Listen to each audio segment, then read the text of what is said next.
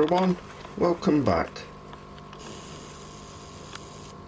Most people that are regular visitors to the Montrose and Highland Railroad channel will know that most of my locos are actually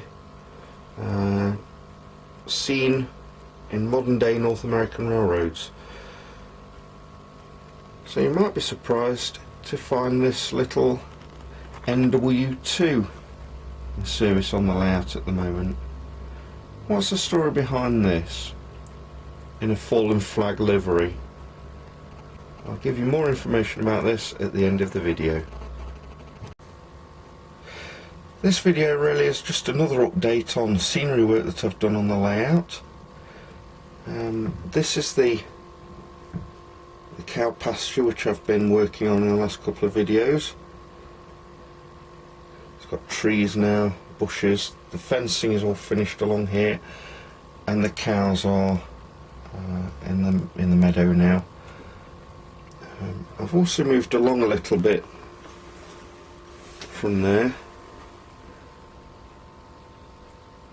onto the other side of this support, unfortunately, which I can't do anything about. It's part of my shed structure. The church is back in place and is lit.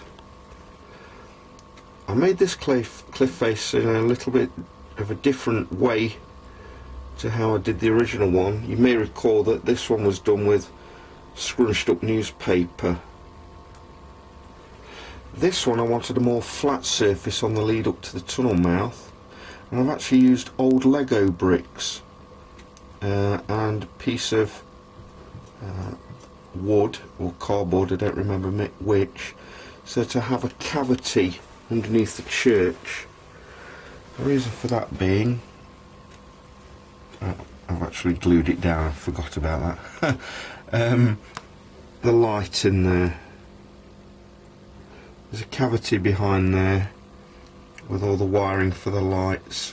It goes under the layout into the lighting bus. The tunnel mouth was fixed in place, and then there's another grass mat on top of the tunnel now. Not quite sure what I'm doing with that yet. It looks a bit bare, a bit blank. I may leave it as it is. You've seen the woodlands before, and the ability I have to lift that up so that I can retrieve derailments and clean the track.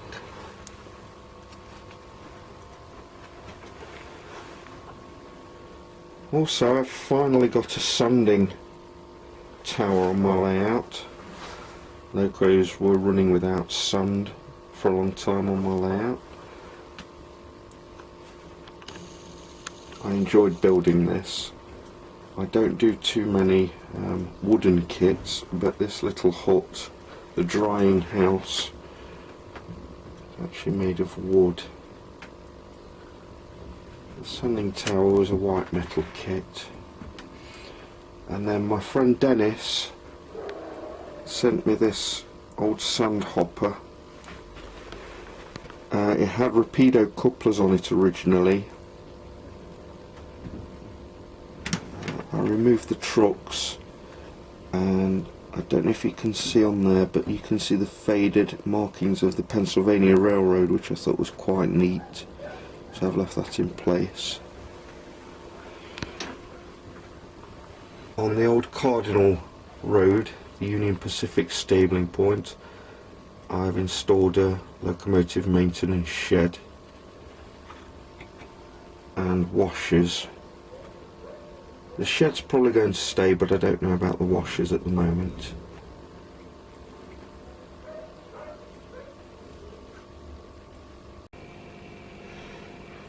You'll probably notice in this area that I've finally got round to putting the tunnel mouths exiting South Pine Yard. I wanted to make this a bit different to the other end, which has got the double portal. The tracks here have always been spread out, and I've put two single portals offset from each other, and I think that makes it look more interesting. You might be able to see just about through there that I've put two pieces of black painted board in there as well, so you can't see the trains as they enter the tunnel.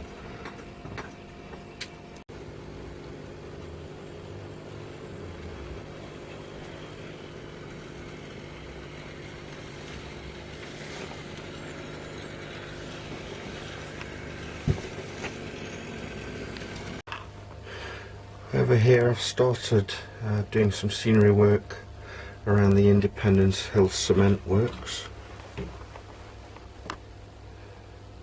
By no means finished yet, but I have put paved road down here.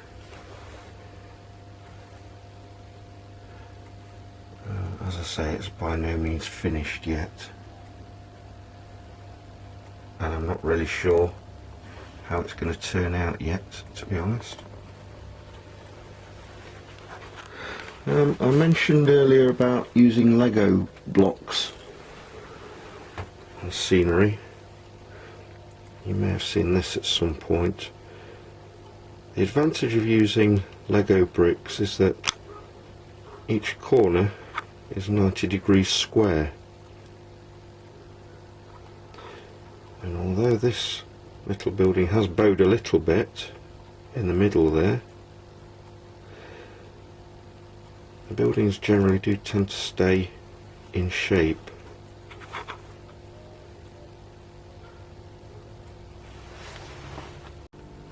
So what's the score with this fella then? You probably remember not that long ago that I was talking about there being an NW2 in the layout at the moment. Well, it's actually being run in. It's a Kato model, so it doesn't need much running in, but I'm actually building a new layout which at the moment is called the Columbia River Park. It's going to be set in the Pacific Northwest, near Wenatchee in the Cascade Mountains by the Columbia River. At the moment, in the real place where the layout's set, there's just fruit orchards, but it's set to receive an industrial park on my layout, set in the late 1970s or early 1980s. This loco never actually ran in the area, but I'm sure I can come up with a background story as to why it's on my layout. I've always liked the NW2. I think it's a neat little shunting locomotive. And I also have a Burlington Northern GP7 as well, which is waiting for a decoder. I plan to have an SD40 or 2, and also an F45, I think it is, which I think was an ugly locomotive, but it was common to the area at the time. So that's it for this episode of the Montrose and Highland Railroad. Last year, you may recall from one of my earlier videos that I was meant to be going to South Carolina for a holiday, which fell through. This year, in a couple of months, I'm definitely going to Wisconsin, and hopefully I'll be taking some video there and including some surprise and bonus footage, which I hope you'll enjoy. Anyway, subscribe, tell your friends, message me, like, dislike, send a comment, send an email. Just get in touch if you want to. Let me know what you think about the forthcoming layout that I'm going to be building. That's it for today. Thank you for watching.